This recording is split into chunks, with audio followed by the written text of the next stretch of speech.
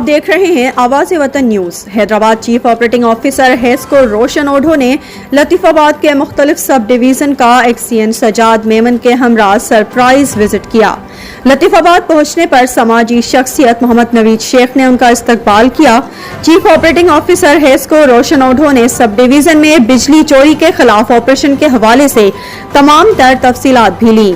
उस मौके पर सब डिवीजन शहीद उम्मेद अली के एरिया से बेहतरीन रिकवरी का अमल होने पर समाजी शख्सियत मोहम्मद नवीद शेख का कहना था, बेहतरीन रिकवरी वाले इलाकों से लोड शेडिंग मुकम्मल खत्म की जाए ताकि अवाम सुख का सांस ले सके।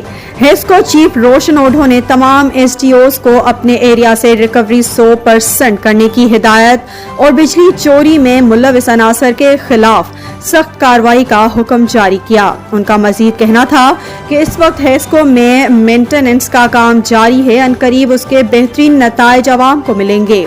उन्होंने अवाम से अपील की कि वो हेस्को के बिल्स की जल्द अदायगी को यकीनी बनाएं और बिजली चोरों की निशानदही करके हेस्को के साथ ताउन करें। उस मौके पर सैलानी वेलफेयर ट्रस्ट के साबका ट्रस्टी और सेक्रेटरी खुरम लोधी भी उनके हमरा मौजूद थे।